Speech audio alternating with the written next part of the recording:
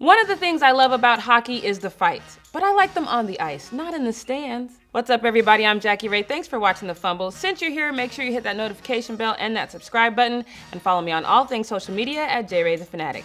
The Boston Bruins were well on their way to the Stanley Cup after beating the St. Louis Blues by 5 goals in Game 3. But what a difference 2 games make. This is why you don't get cocky, especially against the team who is hoping to celebrate the first Stanley Cup championship in their history. Since the Bruins won Game 3, the Blues have taken the next 2, including a 2-1 win on Thursday. The Blues now lead the series 3-2. So now, Boston fans are facing a winner-go-home situation, and I don't think they're dealing with that too well.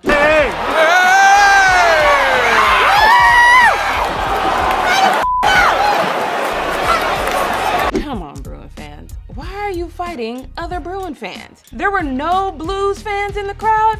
The best part about the fight was the reaction from Boston fans. No condemnation for this buffoonery at all, and I love it. One user said, "You gotta have high ground." To which Roni replied, "Facts. Guy below was clearly a better fighter. Guy with the high ground, cheaper nosebleeds, got to fight downhill."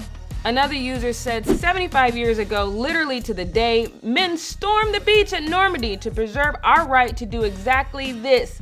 So inspiring. I kind of thought Allied forces stormed the beaches of Normandy to stop the guy who was acting an ass, not to make sure we could act an ass at a hockey game. But you know, different school districts. But the question is, how will the Bruins stop this losing history from repeating itself? But first, Boston Bruins head coach Bruce Cassidy may need to vent a little bit what he feels was a big factor in the Game 5 loss: poor officiating. What was being said was you missed an effing call is what was being said on the bench for obvious reasons. But after that, we had to settle down and play. If you mean by me or the players or...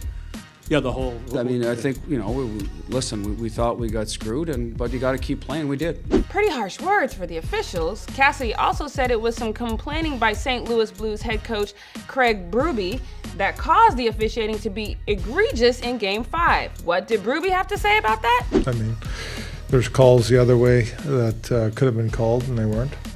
So, I don't know what to say about that. I really don't want to say anything about it. Why would you? Game 6 is Sunday in St. Louis, and I know I gave the fans a little grief for the fighting, but as I did some digging, it seems like fighting is kind of the Boston way. There was this fight, once again, between Boston fans.